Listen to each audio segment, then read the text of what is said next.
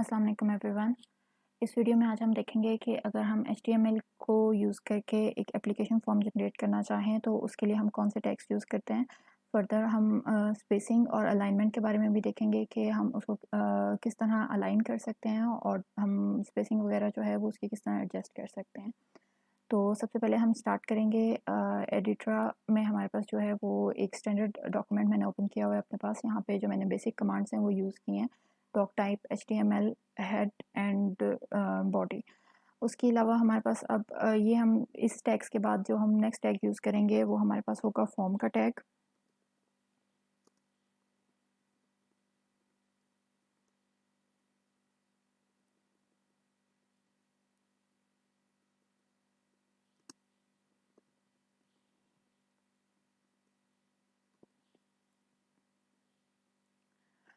क्योंकि हम चाहते हैं कि हमारे जो सब इनपुट फ़ील्ड्स हों और हमारे जो फॉर्म के अंदर सारे एलिमेंट्स मौजूद हैं वो सब आपस में अलाइन हो, तो अब हम इसमें फ़र्दर जो है वो टेबल की कमांड यूज़ करेंगे। आप चाहें तो टेबल की कमांड जो है वो फॉर्म की कमांड से पहले भी यूज़ कर सकते हैं, उसमें कोई रिस्ट्रिक्शन नहीं है, लेकिन यहाँ पे मैं जो है वो टेबल की कमांड इसके बाद यूज़ कर रही हूँ ताकि हम आगे उसको डिफ़ाइन करना हमारे लिए आसान रहे।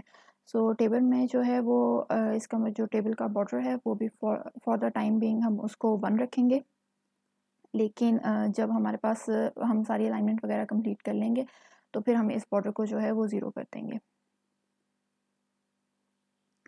सो अब हम अपने इस टेबल में जो हम सबसे पहला हमारे पास जो हमारे पास फील्ड है वो है फुल नेम की।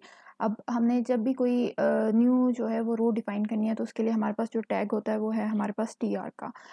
टीआर के टैग के अंदर अब अगर हम देखें तो यहाँ पे हमारे पास ये देखें, हमारे पास ये फुल नेम है और उसके आगे एक इनपुट फ़ील्ड है। इसका मतलब है कि ये जो हमारे पास फुल नेम और इनपुट फ़ील्ड जो है, ये दोनों हमारे पास मिलके एक रो बना रही हैं और उस एक रो के अंदर हमारे पास 2 कॉलम्स मौजूद हैं। एक के अंदर हमने फुल नेम लिखा हुआ है और दूसरे के अंदर हमने इनपुट की फ़ील्ड बनाई हुई है।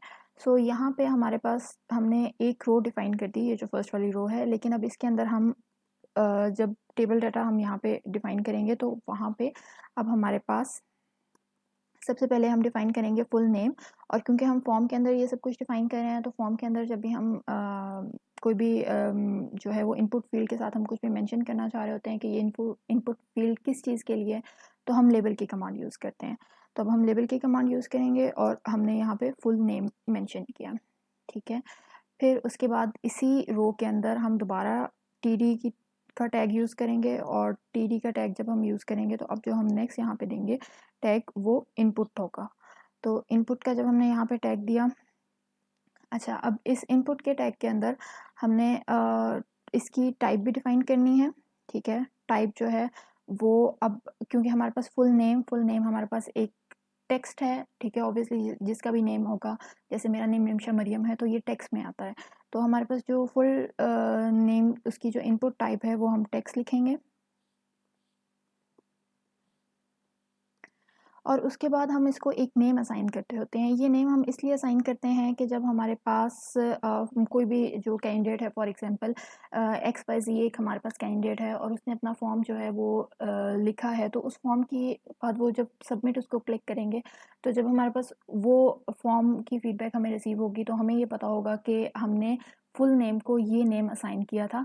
तो हमारे पास उसके लिंक में आगे लिखा हुआ होगा कि this field is equal to this.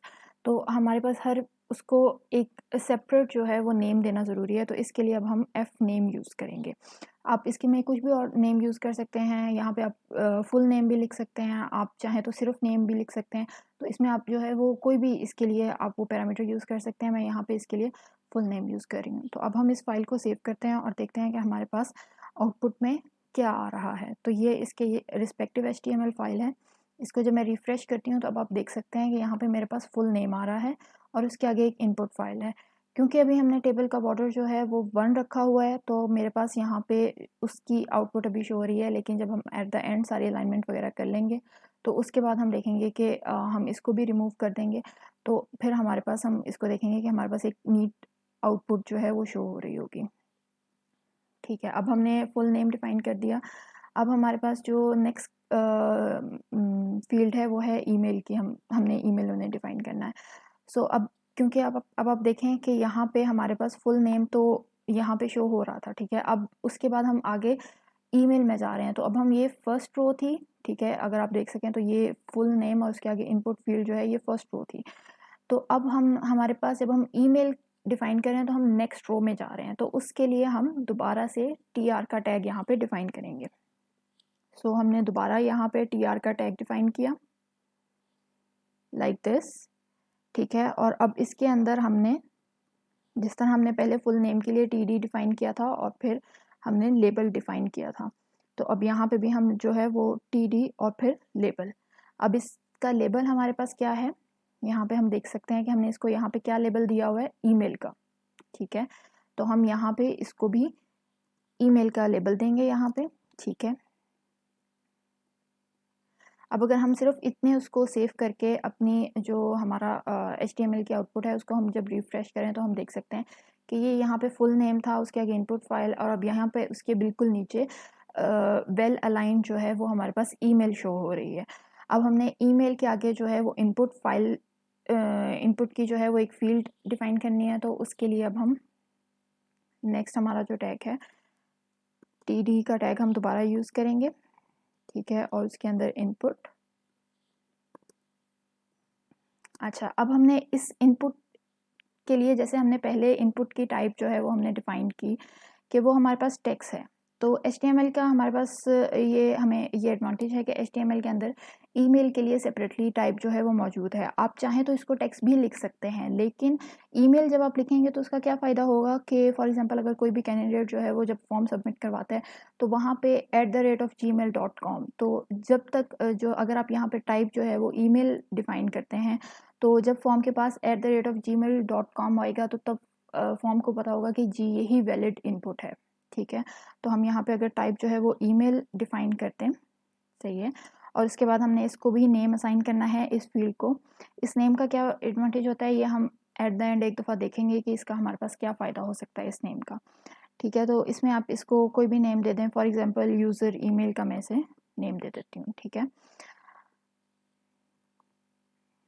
अब हम देखते हैं कि हमारे पास वहाँ पे आउटपुट में क्या आ रहा है। मैंने इसको डिफाइन किया, मैंने इसको रिफ्रेश किया, तो आप देखें कि फुल नेम के आगे भी एक इनपुट फील्ड मौजूद है और ईमेल के आगे भी एक इनपुट फील्ड मौजूद है। तो इसका मतलब है कि हमने ये जो फर्स्ट 2 रोज़ थी फुल नेम की और ईमेल की, हमने ये दोनों डिफाइन कर दी, ठीक है। अब हमारे पास नेक्स्ट जो है वो जेंडर की फील्ड है। जेंडर की फील्ड में आप देखें कि एक जो जेंडर है वो या तो एट अ टाइम मेल हो सकता है या फिर फीमेल हो सकता है, ठीक है। तो अब हमारे पास मतलब हमने इसको का टैग जो है वो हमने इस तरह डिफाइन करना है कि जब वो अगर वो कोई जो कैंडिडेट है वो एक टाइम पे या तो मेल सेलेक्ट कर सके या फीमेल सेलेक्ट कर सके, ठीक है। तो उसके लिए जो हमारे पास सबसे इम्पोर्टेंट ऑप्शन यूज़ होता है वो हमारे पास होता है रेडियो बॉक्सेस, ठीक है। और रेडियो बॉक्सेस में भी फर्दर हमारे पास उसमें एक स्पेसिफिकेशन हम यूज़ करते हैं कि हम उन दोनों को सेम नेम जो है वो असाइन करते हैं। तो उसमें अभी हम देखते हैं कि हम वो वाला टैग किस तरह डिफाइन कर सकते हैं।